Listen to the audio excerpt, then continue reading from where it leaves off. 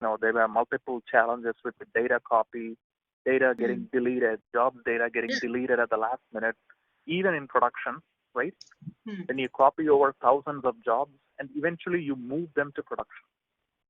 Hmm. From the test job scheduling system, you move that into production. Hmm. Suddenly, 500 jobs are not there on day one.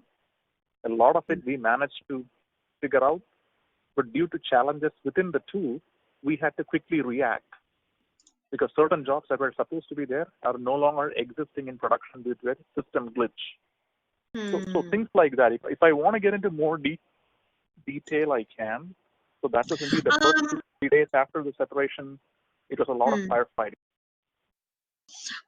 Oh, I would prefer a summarized version in the sense that you were facing operational issues or Correct. the like I'd like a summary basically. That would be a better way because Yeah. considering that you're aiming for senior director, we don't want to go super in depth like, oh, I was specifically solving such a small problem. It sounds Right. Right. nicer if we say that you were firefighting operational real-time issues or something like that. Correct. Yeah. So basically, crisis management at that time, That's the right? term. Yes, love it. Crisis Perfect. and escalation management due to a enterprise scheduler system glitch. That was a real system glitch that we highlighted to the vendor eventually. The vendor is Hmm, Cisco, company called hmm, Cisco who owns the tool. hmm, So we hmm, had to highlight that as part hmm. of our note to the vendor. Perfect. Perfect. And then we've talked. Oh, this is the example that you were talking about, the test management automation. You made the whole test Correct. strategy for 14 mission critical SAP systems. Okay. Correct. So Yes. 15, 17. Okay, so we've talked about that. Um, just one question about this. Um, how big was the team that was involved with this project? Initial automation, sorry. So from the test automation, I believe it was about a 30-member team. Okay, Give perfect. give or take, so between 20 and 30 is what I would say. The exact numbers I would have to double check. 20 It to 30 involves is fine. junior. Sorry. 20 to 30, like that's fine. Like even a range, Yes. I can work with that. That's fine. Yeah. So approximately 25 resources. Let's say. Perfect. Yeah. Perfect. Okay, so we talked about that. And excuse me. We've also talked about the cleaning strategy and the data migration and the issues that you faced. What about security controls then? And the Yeah. IT risk assessment? Yeah. Yeah. Security controls during separation was a big Hmm. issue, and I was mainly focused because my responsibility was only on the SAP application. At Yeah. that point of time, I did not have any non-SAP applications pretty much. I had a Okay. very smaller, focus. So SAP was my main focus. So making sure the SAP security roles, responsibilities, everything was handled properly. So there are Hmm. tools within SAP to manage. So if somebody is an HP user, right, and he's going to go to HPI, then he should only have the necessary roles to perform that on HPI.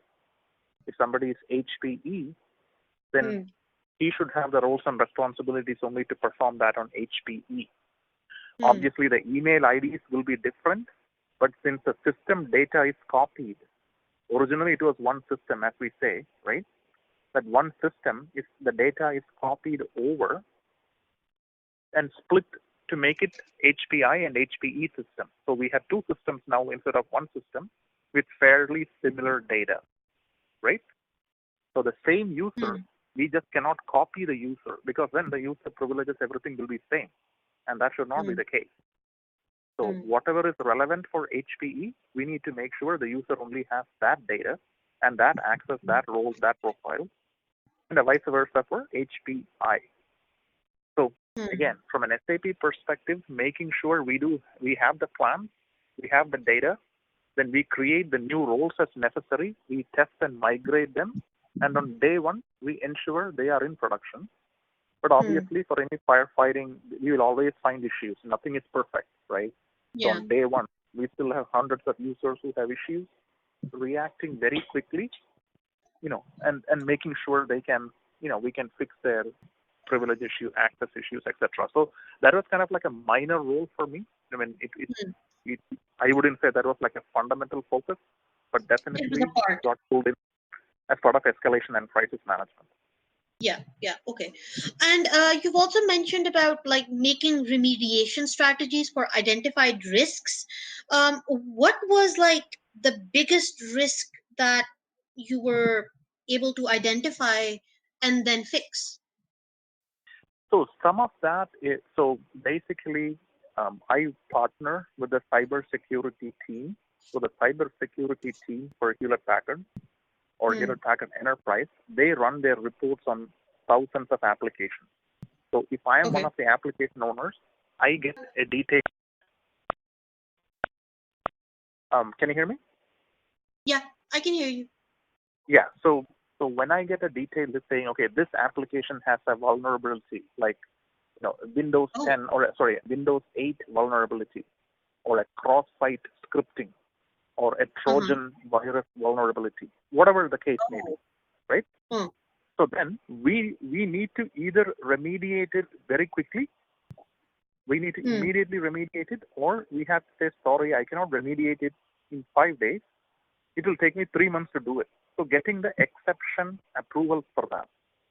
So talking to the CIO, saying, hey, I understand the risk. We will keep a close eye on it, right? But we will make the remediation happen in production within 2 weeks, within 2 months or 3 months. So things like that. So the actual, check of the vulnerability comes from the cybersecurity team. But when they report it to me, I have to do the, the risk remediation. Okay, understood. And like you said, so they're more like smaller vulnerabilities or what was the word, exploitation that might happen. So you have Correct. to go and say like, let me just fix this up, get the proper approval, and then Correct. Yes. It's going to be implemented. Yes, and then so my team owned the fix, and I had to certify that yes, it is fixed, and then send that data back to cybersecurity, and they will certify saying yes, it is indeed fixed. So this application can now drop from the high risk, reporting. Yes. Okay. Perfect. And that kind of like there's the next point that you have, like that you integrated new cybersecurity guidelines as a part of project review. That's the playbook you mentioned, right? Yeah. So basically, so the cybersecurity team, without really understanding a lot of the delivery problems within IT, they had a mandate and they wanted every system to comply. So the CISO, the Cyber Information Security Officer, who is the key leader in the company, and their team, they mandated saying every portfolio within Hewlett Packard, HP, comply with it. So at that time, IT had 6 vertical towers. So I was in the supply chain IT under PPS, Printing and Personal Systems IT. There is a massive group within HP. Basically, your printers and PCs, the IT group supporting that. I was in that group, PPS IT. So when they gave this mandate and everybody had to comply, there were a lot of problems. We could not do that, right? There were multiple challenges. So some of it was very theoretical idea. So we said, let us make this operational, right? These are the guidelines. We will provide a playbook. Some of these are really not applicable to us. Some of these are high-level goals. Some of these are nice to have. Some of these, yes, definitely, if there are, customer-facing, HTTP, any applications which are external customer-facing, external website-facing, yes, we want to remediate those first. Internal applications like SAP, for example, has a built-in security, which the cybersecurity team was not fully aware, right? They came from a one-size-fits-all approach. So changing that, explaining the story to them, why the SAP systems are different, why we need to have a different strategy and a playbook. So we educated them, we got their buy-in, and eventually that was applied as the playbook for entire supply chain IT SAP system.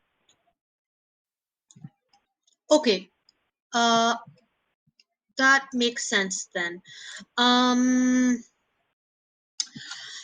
so you have to make the whole documentation, implement it, train people, all of that. So that makes sense.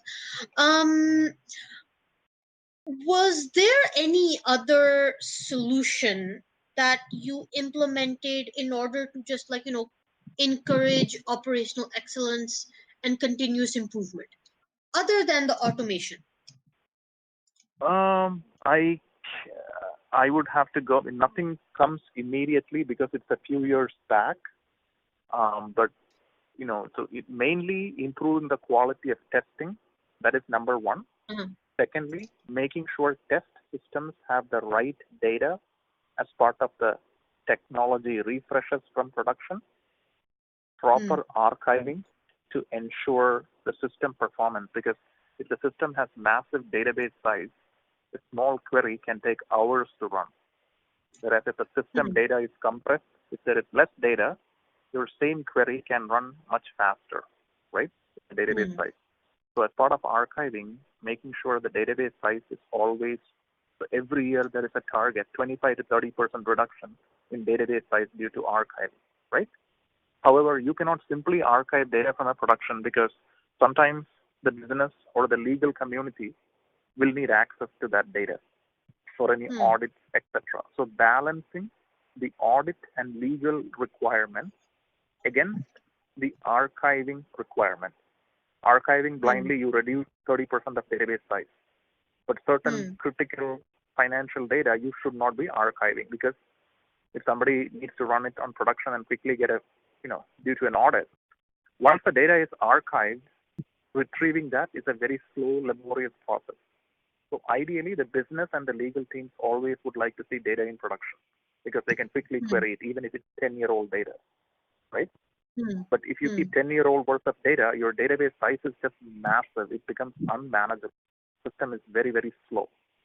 So every year, you need to balance the legal financial audit requirement to keep data against the conflicting requirement of reducing and archiving data.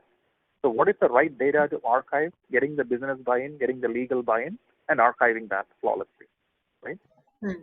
Hmm. So I would say three main areas: automated Hmm. testing, the right data in the test systems, meaning production-like data in the test systems to increase accuracy of testing, and keeping system performance evergreen by the right strategy for archiving data while Hmm. meeting audit and financial compliance.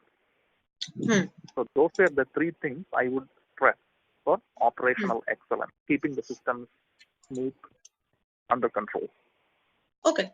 Okay. Okay, that works then. And can you then explain the part about making roadmaps over here? Like you mentioned that that is something that you did over here, right?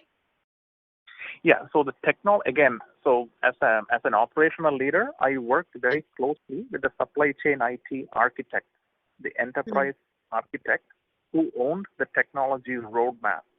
So when Hmm. they recommend a roadmap, I need to make sure my SAP systems are on this version. What is the next? So it's basically the collaborative discussion. So Hmm. together as a team, we develop the recommended roadmap, right? Okay. Because the architect has only the future state visibility, current state, what is happening, so that we know. So we work collaboratively as a team. We help prepare what should be the roadmap for the next 2 years regarding upgrades or system upgrades, service pack levels, whatever those versions. In the every 6 months we should go to the newest service pack level. 1 year we should Hmm. go for up. So things like that. That kind of strategy.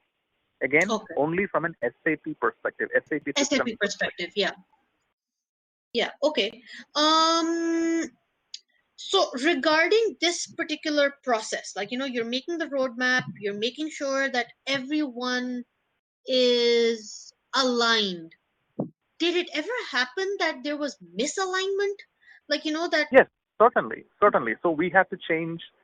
So originally our guidance was to upgrade the system, Hmm. but due to the SAP vendor saying this might not be the right time, or that version then we have a lot of bugs, right? Mm-hmm. So multiple other customers in America are facing issues after they upgraded. So then we decide to not do it or postpone it or roll it Ah, back, things like that, right?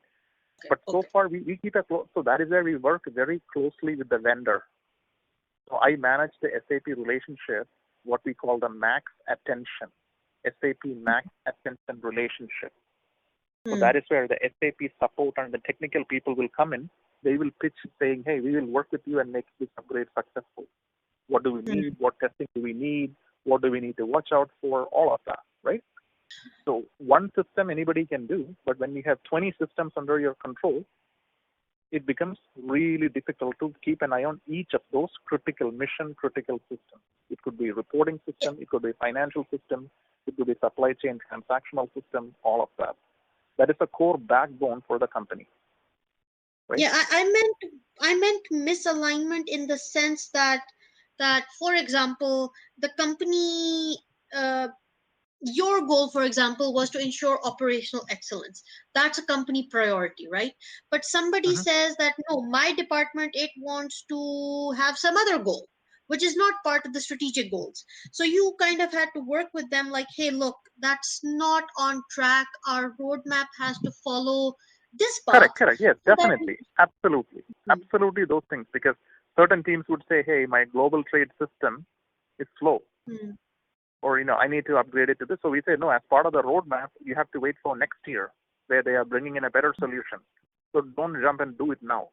Or if hmm, you upgrade now, 10 other feeder systems are impacted. They also hmm, have to do a version upgrade. So instead of your project, we have to spin off 10 sub projects, right? For all of them to align to your project. So things like that. That cost benefit analysis, right? hmm, That return on investment versus waiting for a year and doing it when the vendor is bringing in all encompassing version, things like that. Obviously, certain business hmm. groups will push their case or certain portfolios will press their case, and we had to balance that when we made the technology roadmap, and we had to make sure the stakeholders align to it. Hmm, hmm, hmm. Okay. All right. Then the next thing I wanted to ask was, is there any